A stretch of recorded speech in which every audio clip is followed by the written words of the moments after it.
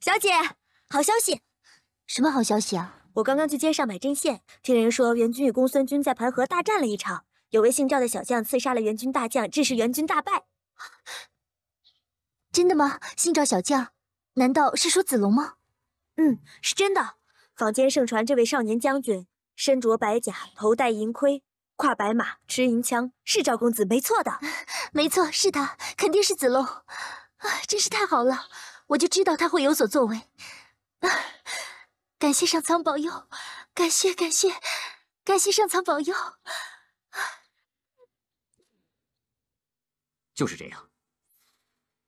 赵子龙，盘河首战，赵子龙与文丑激战数十回合，胜负未分，因此一战成名。隔日再战，公孙瓒派严刚与曲义一战，没想到几下就被曲义砍倒。曲义乘胜追击，一路砍杀公孙瓒到山坡，却在最危急的时刻，斜刺里忽然冲出赵子龙，没几个回合便刺死曲义，救下了公孙瓒。这个赵子龙名不见经传，居然能和袁绍手下第一猛将文丑打成平手，最后还将居易斩于马下，真是不可思议啊！这个赵子龙就是当初在真定县组织民团对抗虎牙山贼的那个人。哦，还有，他还是让小姐念念不忘，甘愿留在真定县，迟迟不肯回来的那个人。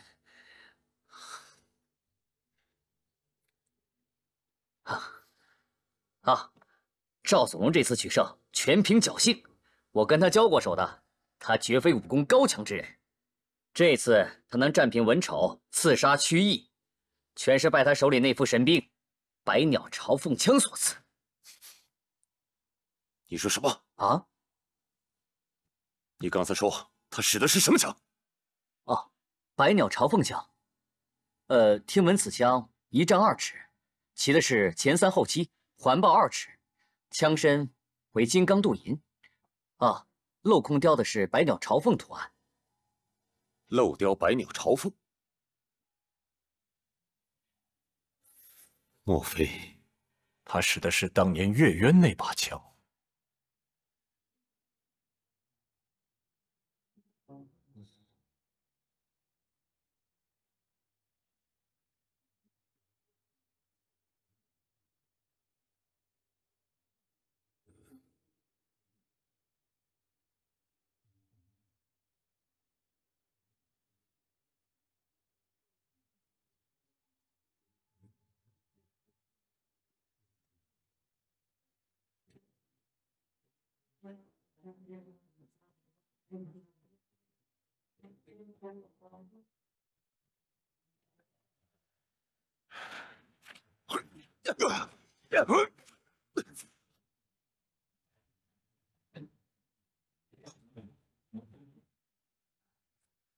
你认为你在我面前还有必要戴面具吗？以为为师认不出来你了吗？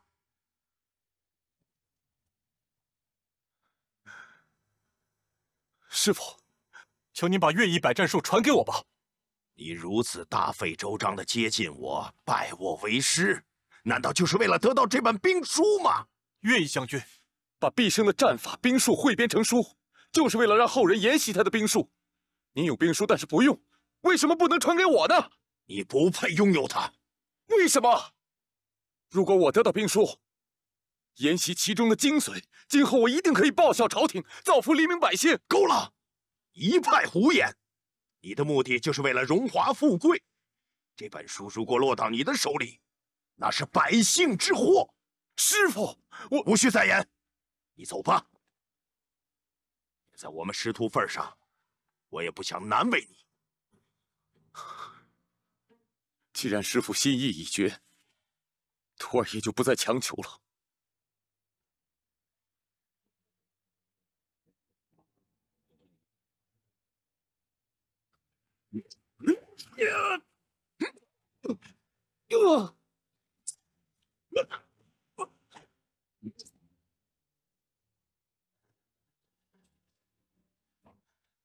混账东西，竟敢使出如此下三滥的招数！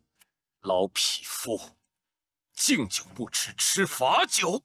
你以为这样就能杀了我，得到兵书吗？我知道我打不过你，所以。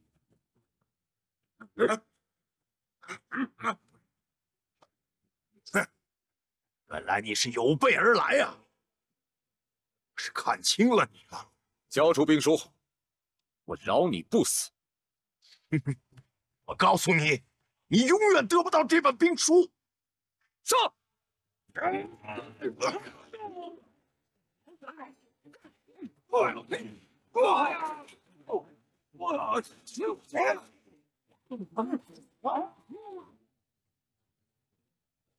孽障！休想得到这本兵书！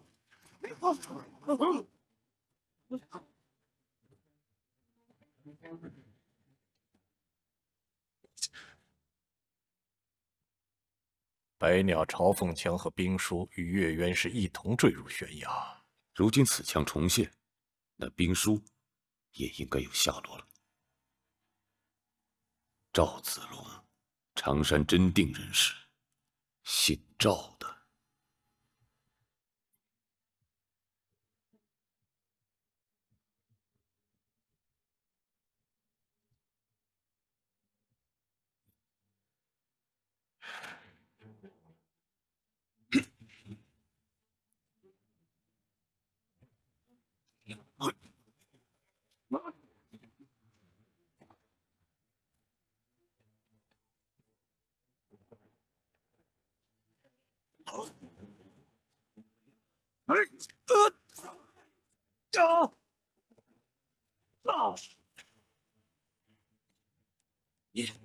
你送他走，快！快走！我不走，走！快走！爹，我不走！快走，柳氏！师娘，快走！师傅，快走啊！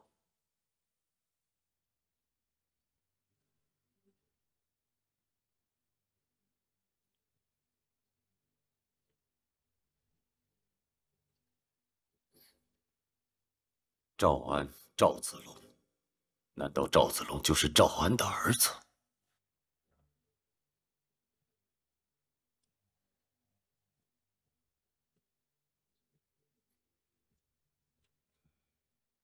爹，您找女儿有事？青叶，我现在终于弄清楚你留在真定迟迟不肯回来的原因了。你一直在抗拒高泽的婚事，是不是已经有了心仪之人？您是听谁说的？我不仅是听说，我还知道他的名字叫赵子龙。爹，今日我听说赵子龙于盘河一战大显身手，助公孙瓒打败了袁绍大军呢。这件事情我也略有耳闻。杀了居易，救下公孙瓒。咱们常山什么时候出了这样的英雄好汉？那还不都是因为爹治理有方，我们常山郡才会人才辈出啊！少拍马屁！爹，我问你，这赵子龙是何许人也？你可曾了解？他父母双亡，无兄弟姐妹，其他事情我知道的也不多。他身边一个亲人都没有吗？啊，还有一对异姓兄妹，是和他一起长大的发小。那他这一身高强的武艺，又是师从何人？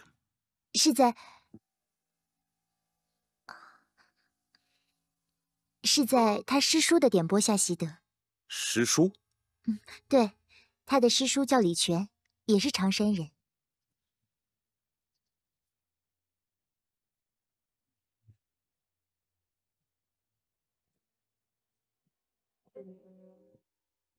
青衣，你从小在我的身边长大，耳濡目染，我相信你看人的眼光一定不会差。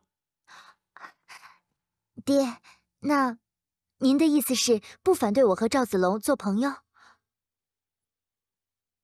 你少给我下套，我没有任何意思。知道了，反正赵子龙是可用之才，我想爹总有一天会明白的。那要是没什么事，女儿先行告退。等等。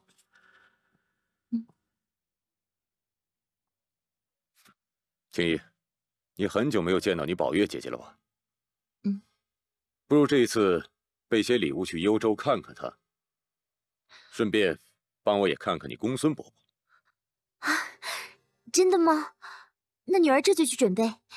不过，还有下文？我的话还没说完呢。哦，如果这次你能看到赵子龙的话，帮我问一问他，愿不愿意到我的军中来效力？您说的可是真的？如果他愿意来我军中效力，我一定不会亏待他。多谢父亲大人，女儿这就去准备。去吧。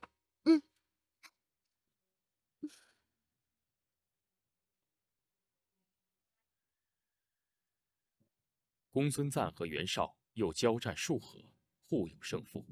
公孙瓒有意掘开盘河、夫德河，水淹冀州。赵云为百姓所忧，极力劝阻。公孙瓒对赵云大为不满。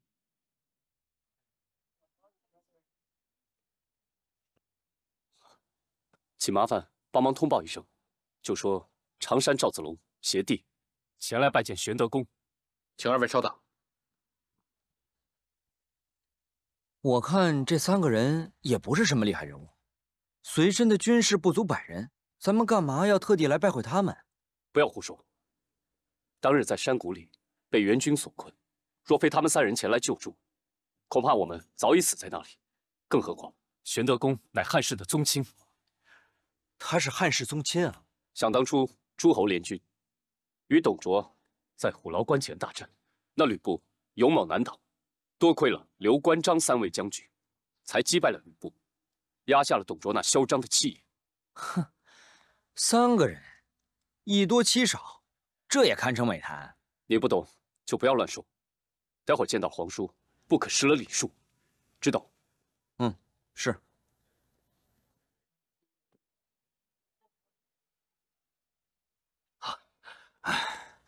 在下赵子龙，拜见刘皇叔，拜见2位将军。不必多礼，不必多礼。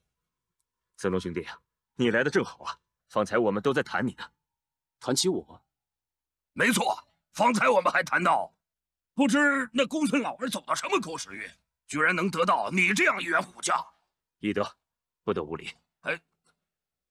子龙兄弟，来，里边聊。走，走，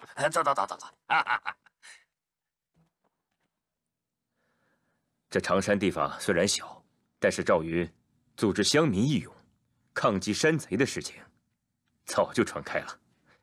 我们3兄弟也早就听说了。子龙兄弟，今日一见，果真是英雄出少年呐！皇叔谬赞，赵云愧不敢当。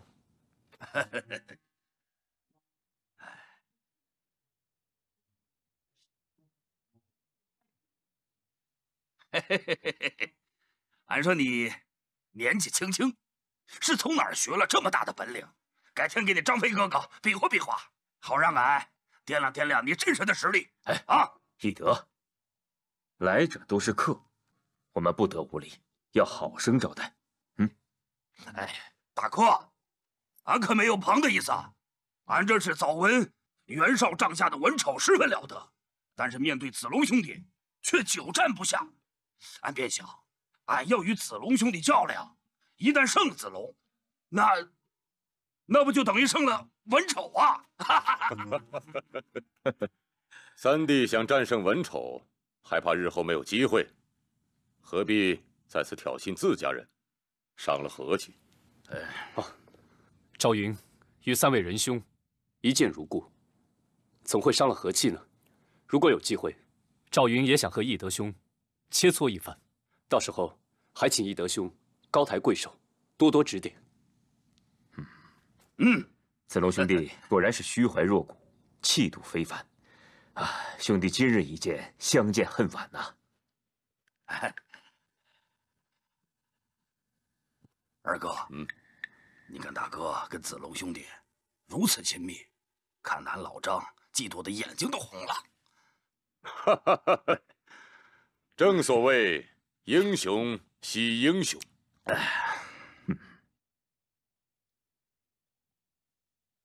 禀主公，公孙将军请您参加今天的庆功宴。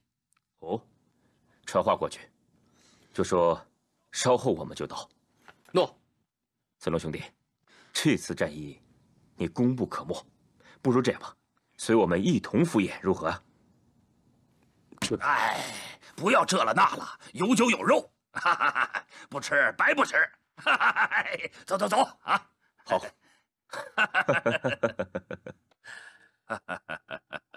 来，喝。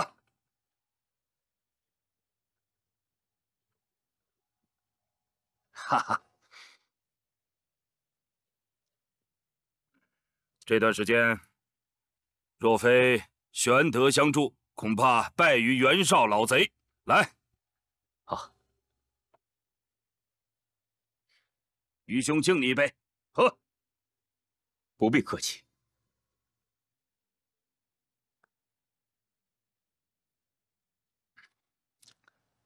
哈哈哈哈哈！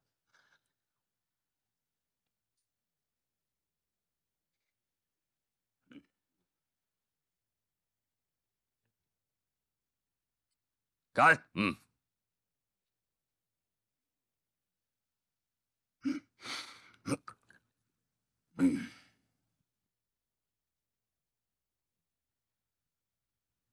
干！哈哈哈哈哈！哈哈哈，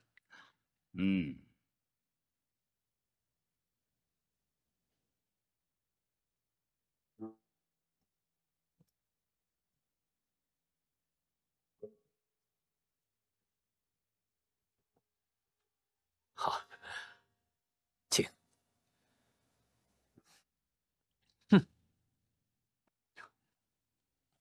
严城，这公孙瓒真是忘恩负义，你当初就不应该救他。此番盘河之战就属你功劳最大，可是却受他如此冷遇。不要再说了。识君之路，忠君之事，我们做的只是我们自己分内的事。可是我就是不服啊！接连几次阵前立功，可是他呢，都不正眼瞧你一下，这是什么待遇啊？记住，千秋功业不在一朝一夕。都坐。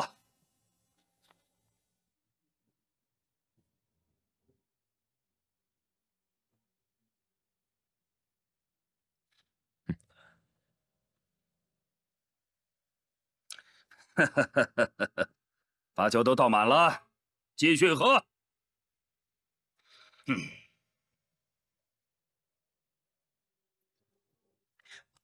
子龙，这酒你还喝得下去啊？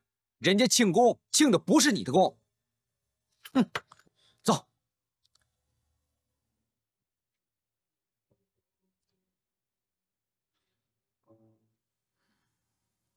失礼失礼，他喝多了，我先扶他回营。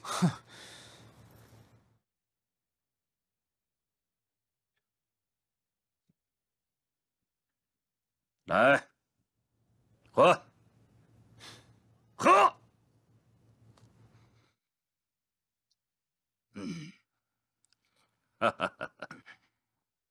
我看咱也别在这儿待了，那公孙老儿根本就是个势利眼。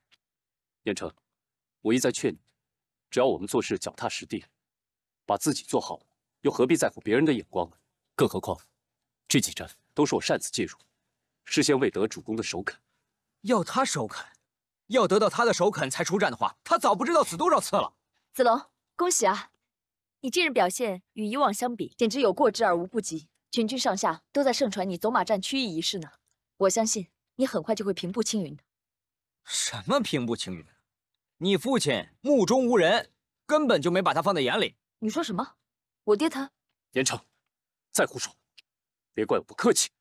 你倒是对我不客气，他对你这样，你替他这样说话。要是没有你，他死多少次了？够了！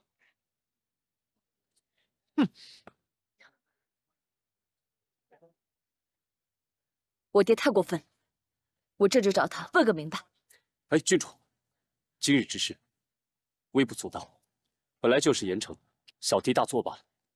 子龙，你真好，你不仅武功高强，而且一点都不恃才自傲。你放心，我一定不会让我爹这么对你。郡主，包贵兄啊，这援军退走，我军不如乘胜追击，打他个溃不成军呢。不可。今日连续交战，况且援军退走，恐怕有诈，万万不可中了他的诡计。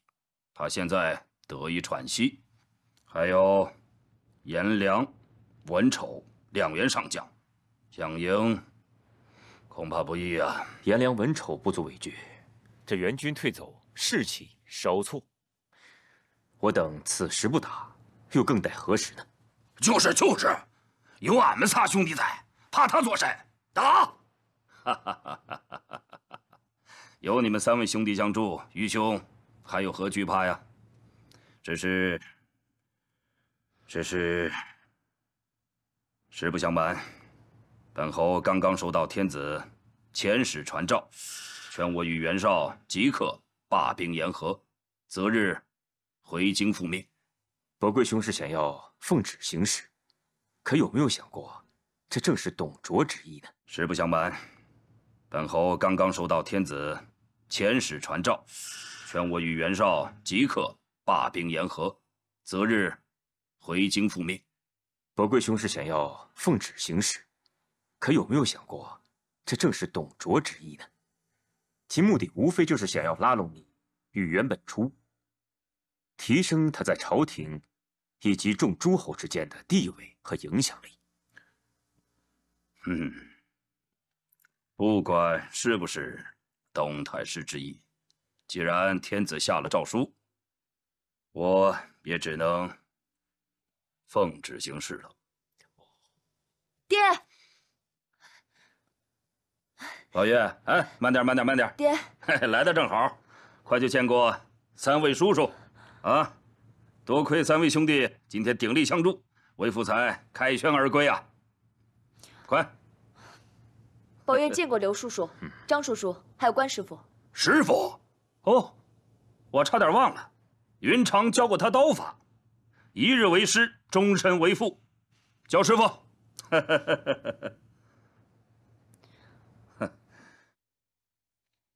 爹，女儿听说今日战场上，赵子龙提枪取曲义之后，带头杀入援军阵前，才扭转了我军的局势。可是为何今日庆功宴上，唯独冷落了他？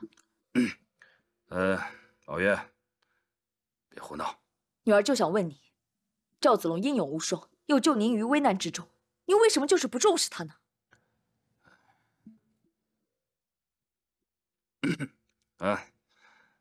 女孩子家懂什么？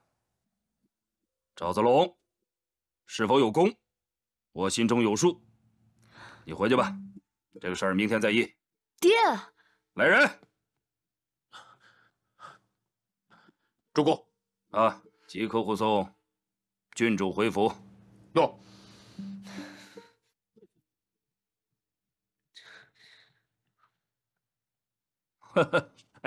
风风火火，像我，让我宠坏了，从小就没了娘，孩子也可怜。哎，来，咱们继续啊！好，来，来，干！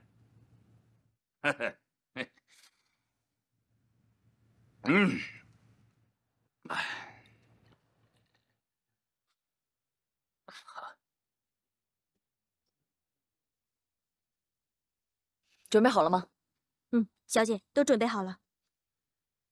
给我点刺激！啊！给我点愤怒！赵子龙屡建奇功，却遭主公冷遇。小姐，难道你不生气吗？生气，很生气。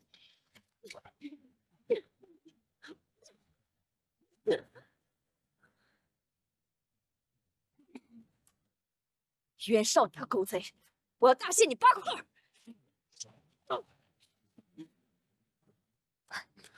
小姐，你好厉害呀！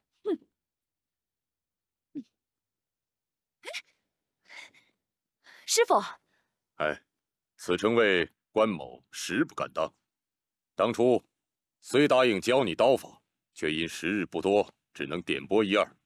今日这声师傅，实在是当之有愧。哎，一日为师，终身为父嘛。君主若不嫌弃，还是叫我叔叔吧。那好吧，关二叔，你看我刚才的刀法可有进步啊？是进步了不少。宝月，不过我还要提醒你，上了战场可非同儿戏，至少敌人不会站着不动，任由你宰割。关二叔说的对，宝月还需努力，还需训练。比起赵子龙的武艺，我还差得远呢。赵子龙此次不仅救了我爹，就连那个文丑大将也对他忌惮3分呢。哎，对了，关二叔，你们此次前来幽州，可否愿意留下？若有你们3位的协助，我爹的实力定能倍增。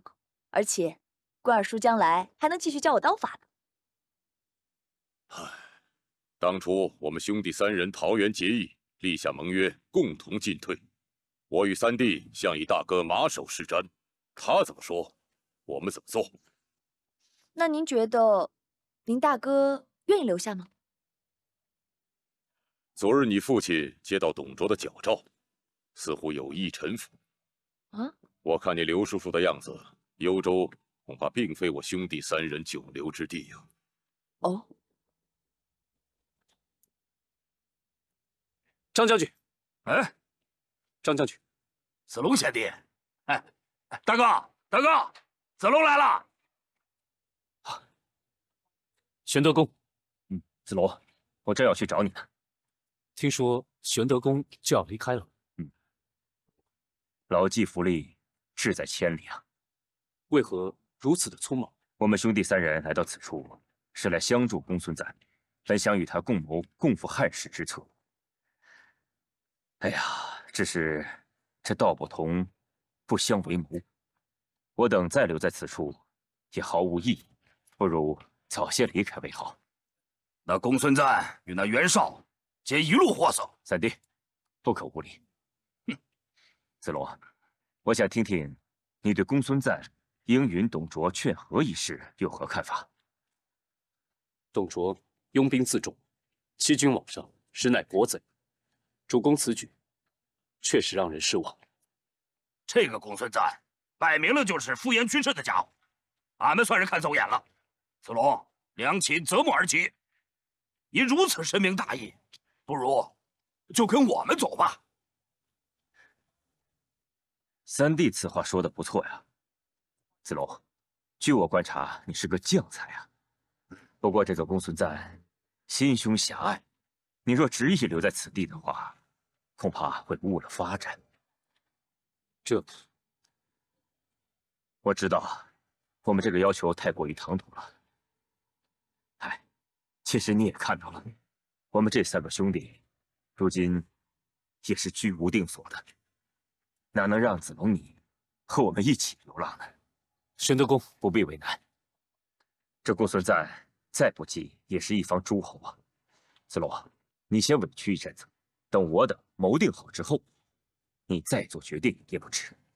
好，子龙也派有朝一日能够死心塌地投奔玄德公，共谋大业。大哥，三弟，二哥，子龙，你也来送行啊？大哥，二哥，行李已经收拾好了，咱们出发吧。郡主，子龙，我等就此告别了。哦，对了，这封辞别信还望郡主交给太守。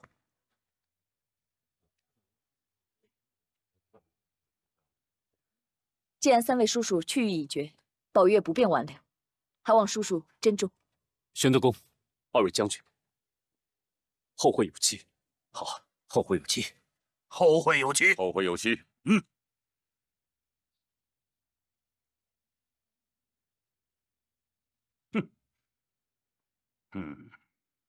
好个不识好歹的刘玄德！你们既然不肯为我效力，我看谁还会收留你们这几个屠猪、贩履之徒？就一傻猪的，卖鞋的。爹，你不能总怪别人，你是不是应该在自己身上找找留不住人才的原因啊？你，在我看来吧，你不懂用人之术。哎，就拿赵子龙来说吧，人家明明立了功，是吧？你总是忽视他，你很难服众的。傅红，你说话呢？有没有在听啊？啊？你看，胡闹！真把你给宠坏了。我都跟你说了老半天了，根本就不理我。你每日在我面前就知道赵子龙这那的，军中的事靠这那就能解决的？军中人事升降赏罚那是有严格规定的。你一个女孩子家懂什么？不要再给我胡闹！人家立了功就应该奖赏别人啊！我表示就是你不对。不是你到底有完？还没完了啊？要不这样，给他一次机会，只要他能够偷袭敌营，将敌人的上将首级拿回来见我，我便在军中提他为上将军，否则一切免谈。此话当真？一言九鼎。我这就跟他说去。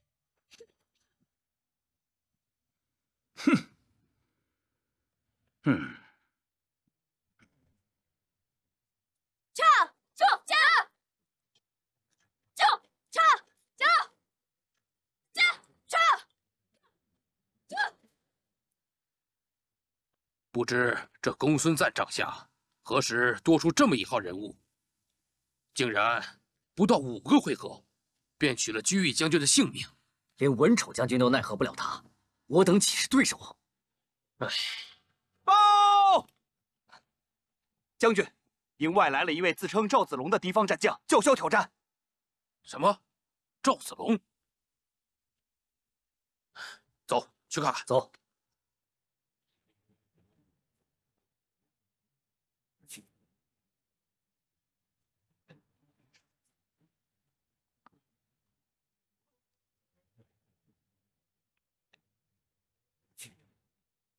营中守将，快出来受死！不要做那缩头乌龟！袁绍老儿背信弃义，贪生怕死，如今连你的手下个个都是缩头乌龟，还不如早日投降，小爷我放你一条生路。这姓赵的小子简直是狂妄至极呀！啊，就区带那么一点人马，他也敢来叫阵？将军，门外何人喧嚷？是赵子龙前来挑战。哦，赵子龙，怎么没人敢迎战？我来。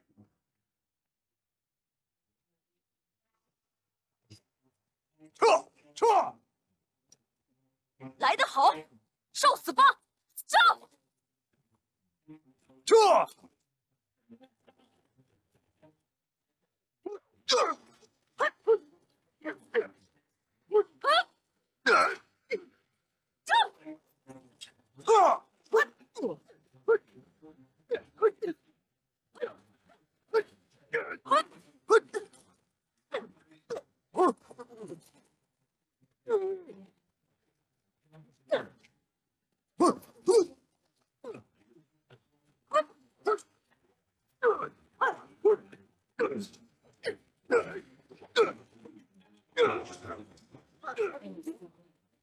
小姐，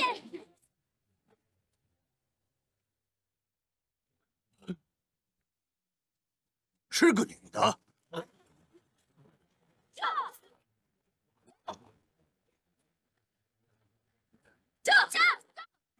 你们给我站住！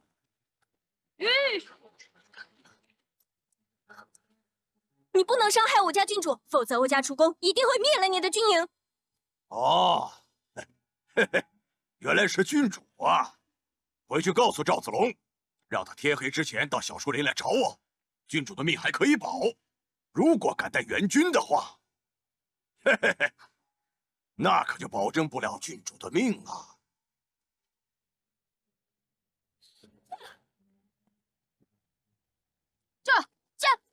这！你个野蛮人，放开我！士可杀不可辱，快给我松绑！快点，听见没有？啊？听见没有？王八蛋，臭鸡蛋，烂芭蕉！快点放开我！快放开我，臭鸡蛋！听见没有？让你放开，你赶紧过来放开我！干什么呀？啊？少用这种眼神看着我，我不害怕你。啊？看哪儿呢？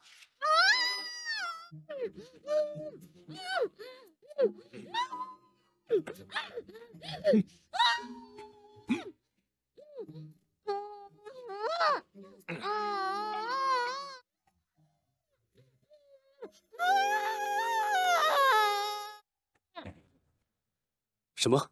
郡主被人掳走了？因为主公对郡主说，只要公子你能成功突袭敌营，并砍下敌将的首级回来献给他，他就封你为将军。郡主就带着他的女子卫队去突袭援营去了，说要为你建功。结果自己被敌将给掳走了。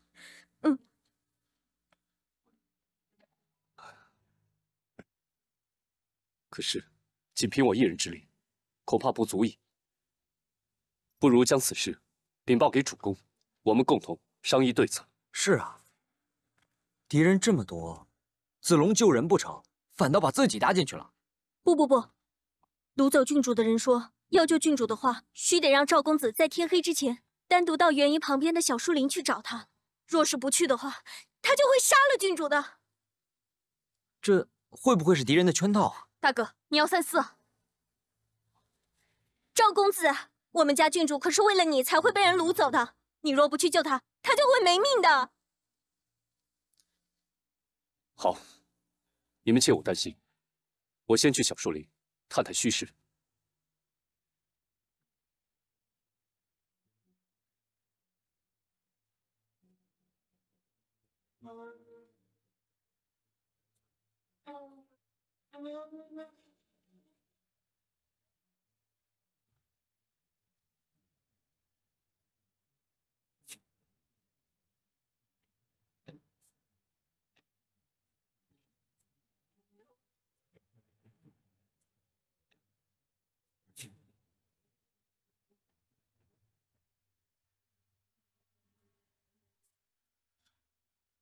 来者可是赵子龙。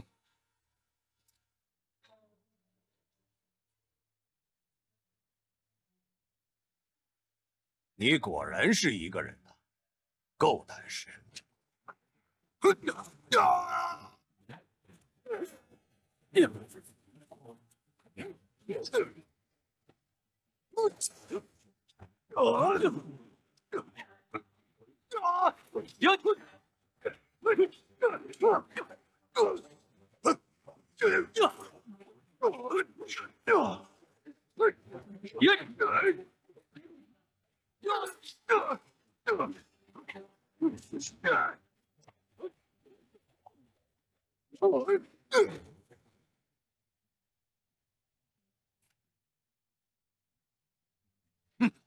好功夫，再来！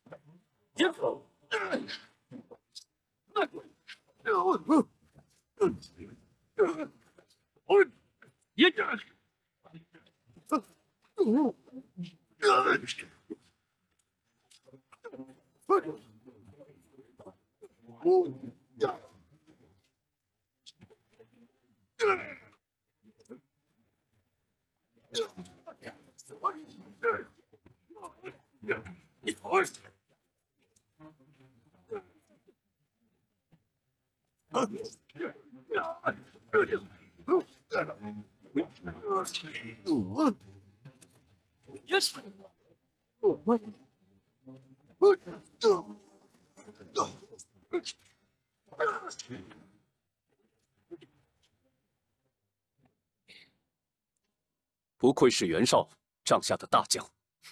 赵子龙，你也不过如此。那再来，让你看一下我的暴雨梨花。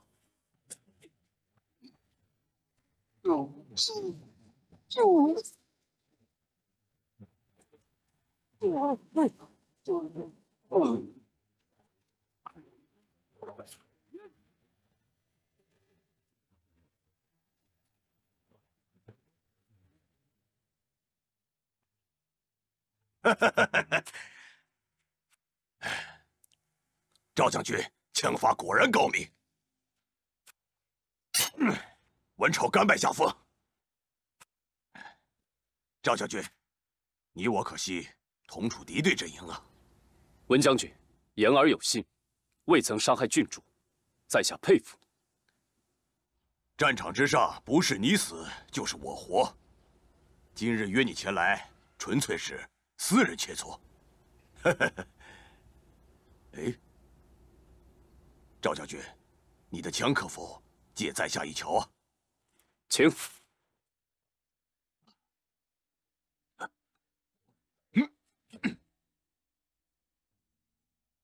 这是百鸟朝凤枪，这个枪在20年前就消失了。我还听说，有2本神秘的兵书，连同此枪一块消失了。赵将军，那2本兵书是否就在你那儿啊？啊，如果赵将军不愿回答，本将唐突了。不过，我得提醒你，舟夜有之，匹夫无罪，怀璧其罪。若身怀宝物，难免惹祸上身呐。请将军小心了。多谢。哎呀，天气不早了，你带郡主回家吧。告辞。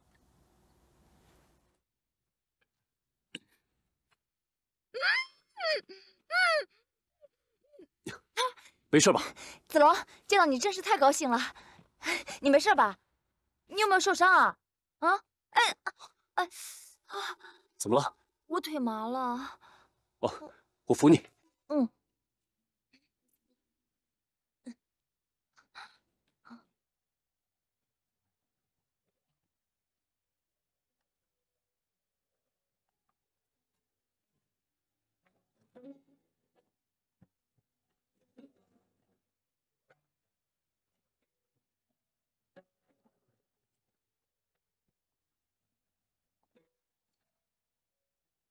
腿还麻吗？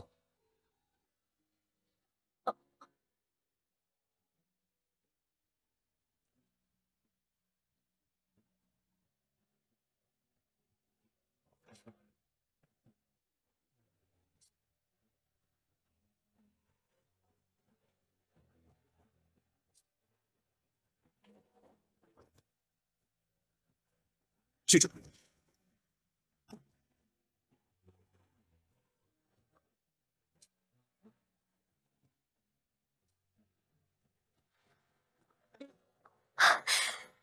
小姐，你回来了。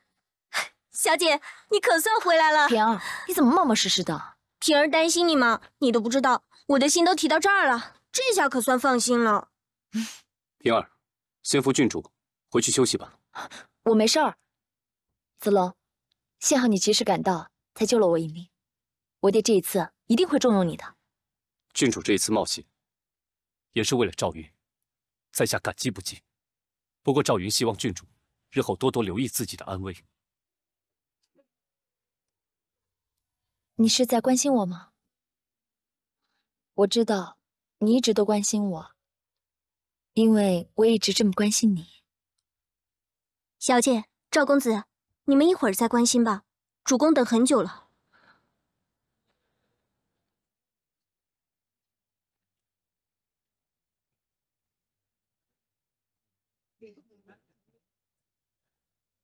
子龙，待会要是见到我爹，你可千万别把所有的责任都往自己身上搞，知道吗？可是，的确是子龙犯的错。谁说是你的错了？一人做事一人当。待会你不准说话。对了，你的脚没事了？对啊，怎么突然好了？小姐，你受伤了？哦，我没事。对了，我爹都说什么了？老爷听说小姐被援军将领绑走，都快急死了。这不，都让我们出来看了不知多少趟了。我爹也真是的，有子龙在，有什么可担心的？住嘴！爹，还认你这个爹呀？啊？你现在真是越来越胆大妄为了。援军的行营，你也敢闯？哎呦，这有什么呀？不过是个行营罢了。你还不知死活？你知不知道我现在跟袁绍正在议和？万一你被俘，我怎么跟他谈判呀？啊！哎，爹，您先消消气。哎，您看，我这不是好好的回来了吗？这一切都是子龙的功劳。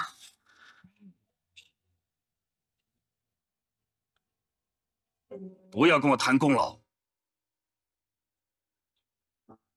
照我看，这一切都是因他而起。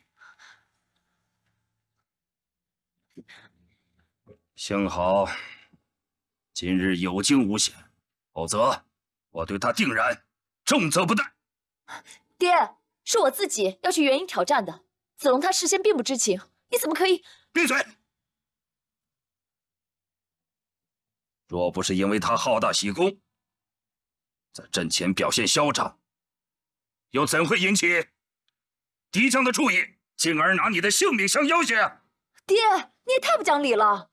既然郡主安然无恙，赵云告退。啊，子龙，子龙，站住！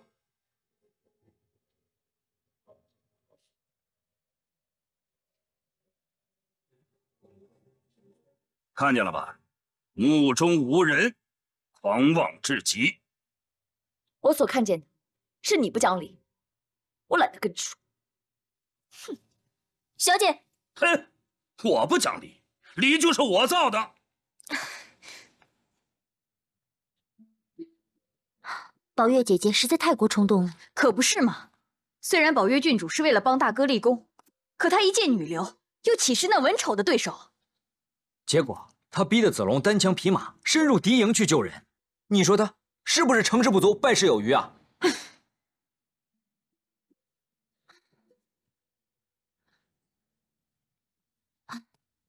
子龙去了多久了？子龙去了应该有2个时辰了。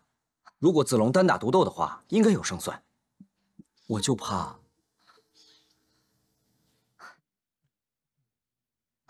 不能再等下去了，我去找他们，告诉我敌营在什么方位。好，那我同你一起去。只要赵大哥平安，就算赔上性命，我也愿意。我也去。子龙是我兄弟，就算赔上性命，我也值了。小姐，你可不能去！你要是出了事儿，我可怎么向老爷交代啊？石燕，你快放手！不行，听话，石燕，不能去，我就不能去。赵公子，子龙，赵大哥，青衣，我没什么事。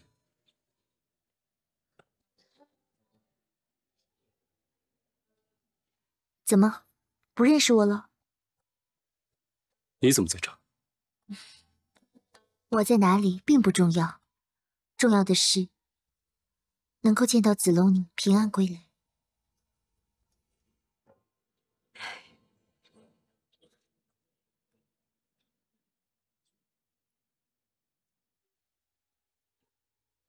真没想到，你我还能再见。你这么说，一定是在生我的气，对吗？生气？怎么会呢？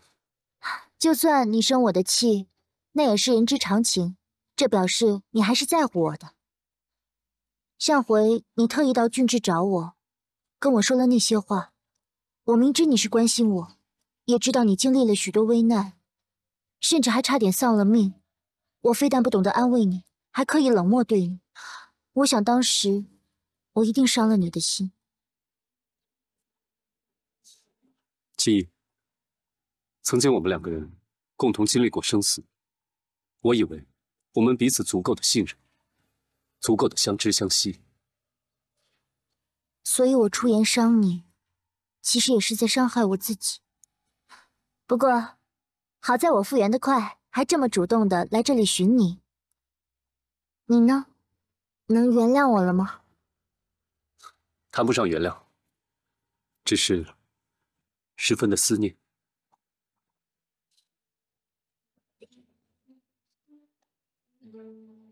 你思念我了？当初决定离开长山的时候，我不断的提醒自己，千万不可以被儿女情长所牵绊，但我仍然情不自禁的想到你，想到我们在绝命谷的时光，想到我们一同抵抗山贼的时候。我一直知道你有鸿鹄之志，有远大抱负。子龙，我根本不怕分别，就怕我们之间还留有许多的遗憾。分开本来就是一种遗憾，这或许是苍天注定的吧。那么，如果不分开呢？青衣，现在有个机会，可以让我们厮守在一起，就看我们愿不愿意把握。子龙，和我回长山吧。回长山？嗯，其实我此次来幽州，除了探望你之外，还带了一项任务。我爹希望你能回到家乡，投入我爹的麾下。可你爹他……赵将军，你在盘河之战力敌文丑，直取曲邑，你的威名远播，都成家乡父老的骄傲了。侥幸罢了。在我面前就别谦虚了。但是，我一直想问你，你屡建奇功，多次救了公孙瓒的性命，可曾受到重用？有可能，时候未到吧。我本不该对公孙师伯有所议论，但我来幽州这一路上，听到了许多百姓对公孙瓒的批评，说他心胸狭隘，目光短浅，实在是一个不可以长久依靠的人。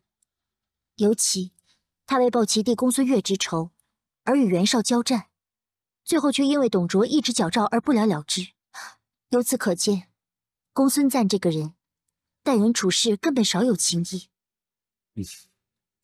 当初玄德公决定离开的时候，也应该有所觉悟。关于主公奉诏罢兵之事，我也不能苟同。袁绍与公孙瓒只因董卓在朝中当权，便失了诸侯联盟齐王讨伐的立场，却没有深入想过多行不义必自毙。董卓只不过是一时得意，迟早会遭到报应的。你说的没错。此前我便听说董卓与吕布之间因为貂蝉而起嫌隙。就算董卓再怎么有权谋，吕布再怎么厉害，可终究还是会露出破绽。温侯所说可否全是事实？若有半个假字，叫吕布万箭穿心。哎，淫污小女，抢占温侯之妻，真乃奇耻大辱！倘若此事传出，日后我二人还怎么在世人面前抬头啊？老夫年迈无能，何妨由人耻笑？可惜温侯本是天下无敌的大英雄，也要蒙受这奇耻大辱。嘿，义父一向贪图美色，没想到这次连貂蝉都不放过。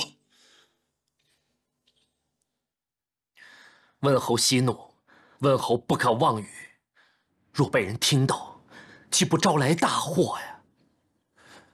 大丈夫当顶天立地，岂能如此忍辱负重，屈居人下？恨不得马上结果了他。只是，只是什么？只是我怕人说三道四，辱骂我不念父子之情。温侯本姓吕，太师则姓董。他不仅抢占小女，他在花园置方天画戟要你命的时候，可否念过一点父子之情？不，啊，是我嘴太快了，温侯不必在意，我一时气糊涂了。不，是吕布糊涂一时，险些成为千古罪人。不杀老贼，我吕布还有什么脸面活在世上？温侯，你若扶助汉室，以为忠臣，将会青史传名，流芳百世啊！我誓杀此贼，绝不反悔。我还要请教王司徒，如何才能杀老贼？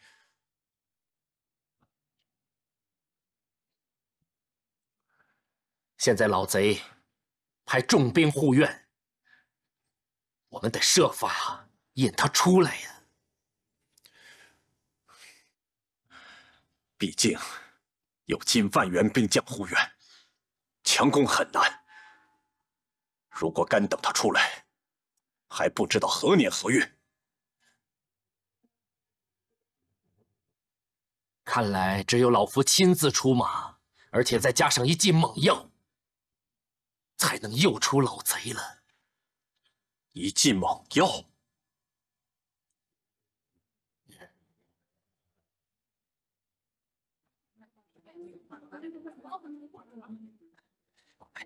小月，怎么了？快，什么事儿？哎，这边。没有人跟踪吧？没有。不得了了，我刚得到消息，要出大事了。是吗？他当时慌慌张张的，就是这么跟我说的。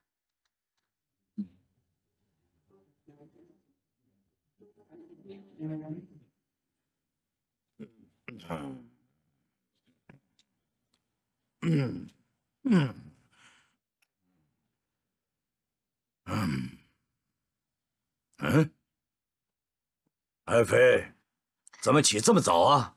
妾身给皇上请安。爱妃何出此言呢？妾身昨晚一直被一个梦境所萦绕，只见夫君端坐于上天神殿，祥云笼罩，神龙绕柱，百凤朝拜。看来这一次，夫君要荣登大宝，加冕天下了。莫非真的是神仙托梦于你？上天给老夫提供了这个机缘了吗？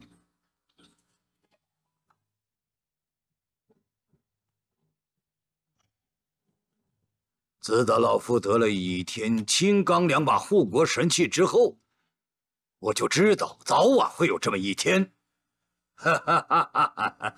上天终于给了老夫暗示了啊！禀报太师，王司徒求见，说有圣旨要宣谕太师，太师是否与他相见？我父前来，莫非是与我梦到的祥瑞之兆有关？有理，有请。诺。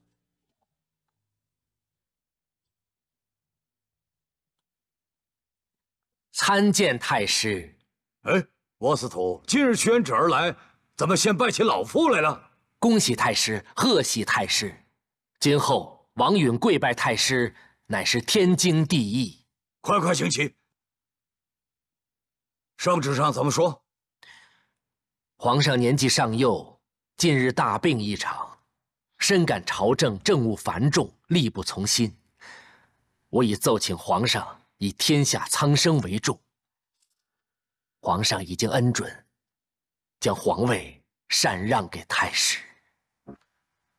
这是真的吗？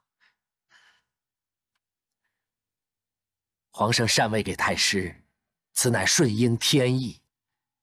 皇上特意命我请太师进宫，商议禅让的细节。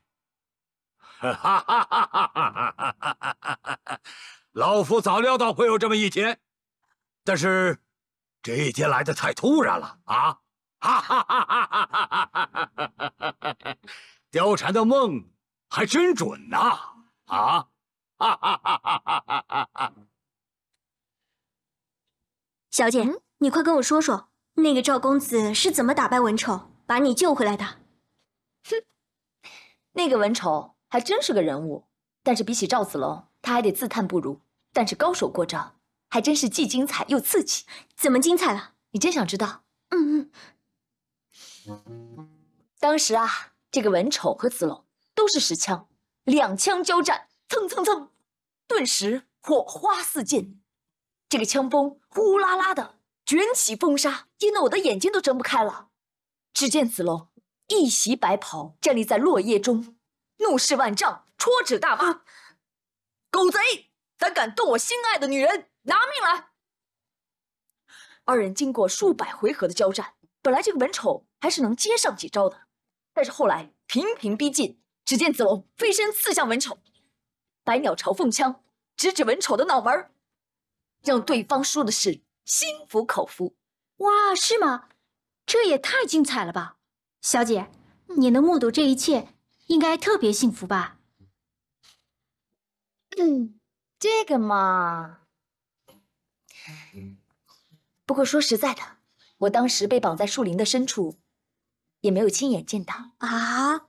原来这些都是你瞎编的。什么瞎编？我这是推测。子龙的武功我可是亲眼见到过的，方才的画面8、9不离10吧。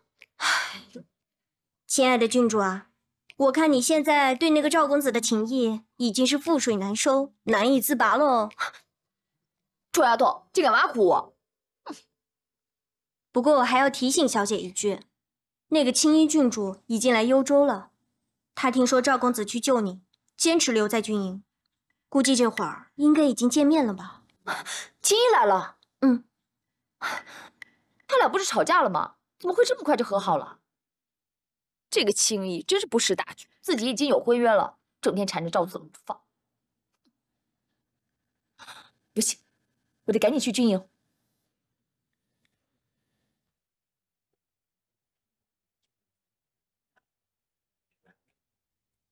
子龙，我方才所言，你考虑清楚了吗？这，我虽有意愿，但得和兄弟们商量清楚，再做定夺。你想得周到。